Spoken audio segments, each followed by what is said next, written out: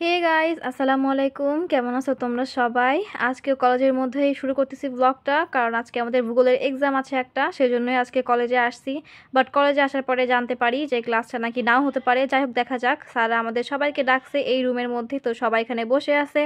But কি হবে সেটা এখনো বুঝতে পারতেছি না। যাই হোক, একটু পরে বসার পরেই বুঝতে পারলাম যে অ্যাকচুয়ালি কি হবে। আসলে আগের যখন আমাদের কোঠা আন্দোলন চলতেছিল তখন অনেকেই শহীদ হয়েছিল, তোমরা সবাই জানো। ওই কথাগুলো মনে পড়লে কিন্তু এখনো গায়ে কাঁটা দিয়ে ওঠে। তো তাদের স্মরণ করার জন্য আজকে এই স্মরণ সভা, সবাই আসবে, এক এক করে কথা বলবে, আমাদেরকে সেগুলো শুনতে হবে, আমরা শুনবো সেগুলা।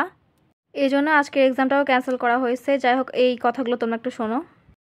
সাদ্দাম বাজার থেকে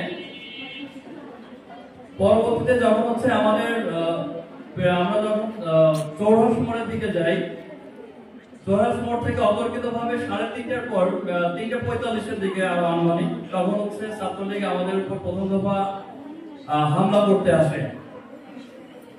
তো তখন আমাদের এই ছাত্র জনতা তাদেরকে প্রতিহত করে।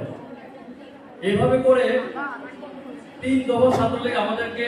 এই ভাইয়ার কথাগুলো শুনে আমার অনেক খারাপ লাগতেছিল, কারণ সেই মুহূর্তে কিন্তু আমরা ছিলাম না যে সময় বাংলাদেশের এই খারাপ একটা অবস্থা ছিল। সো এই ভাইটা তার এক্সপিরিয়েন্সই শেয়ার করতেছিল আমাদের সাথে। যাই হোক, কানে আমরা এগুলো শুনতেছিলাম আর হাতে আমরা লুডো খেলতেছিলাম বসে বসে বান্ধবীরা। যাই হোক, লুডো খেলে কিন্তু অনেক মজা পাইছি। আমি আমার বান্ধবী খেলতেছিলাম, একদম সেই একটা অবস্থা ছিল। বাট ব্যাড লাক, আমি হেরে গেছি, আমার বান্ধবী জিতে গেছে। কোনো ব্যাপার না, বান্ধবী জিতলে তো আমারই জয় হয়েছে, তাই না? আর একটু পরে অনুষ্ঠান শেষ হয়ে গেল। আমার তো অনেক খিদা লাগছিল, বাট একটু পরে দেখি সবাইকে একদম জিলাপি দিছে। যাই হোক, এখন বসাটা একদম সফল হয়েছে। এখন এত পরিমাণ খিদা লাগছিল, সকালে আমি কিছু খেয়ে আসি নাই, দুষ্টামি করতেছিলাম এখানে আমরা। সো এখানে এক সাইডে দাঁড়ায় একটু খেয়ে নিলাম। সো খাওয়া দাওয়া করার পর এখন চলে যাচ্ছি বাসায়। বাট দেখো রাস্তায় কি লেভেলের একটা ভিড়, তাই না? একদম ঝানঝট হয়ে গেছে। বাসায় এসে আগে হাত মুখ দিয়ে বসে পড়ছি খাওয়া দাওয়া করতে। আজকে আম্মু আলু ভাজি, শাক ভাজি এবং মাংস রান্না করছে। যাই হোক, সবগুলোই আমার ফেভারিট। আগে আমি শাক খেতাম না, বাট এখন খাই। যাই হোক, আমি কতগুলো মাংস নিছি। তবে যতদিন আম্মুর কাছে আছি ততদিনই খেতে পারবো, কারণ অন্যের বাড়িতে গেলে বা অন্য কোথাও গেলে কিন্তু এতগুলো পিস আমি পাবো না।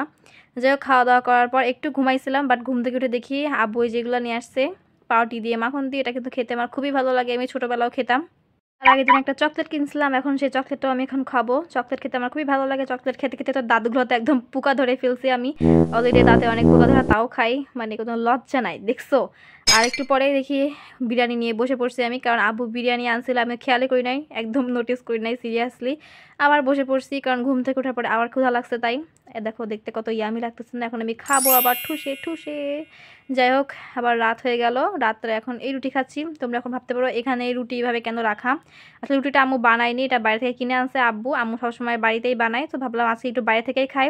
মাঝে মাঝে যখন বাইরে খাবার খেতে কিন্তু ভালোই লাগে, তাই না বলো? আমি আর আম্মু খাচ্ছিলাম। যাক, আজকের ভিডিওটা এখানে শেষ করতেছি। সবাই ভালো থাকবা, সুস্থ থাকবা, আল্লাহ হাফেজ।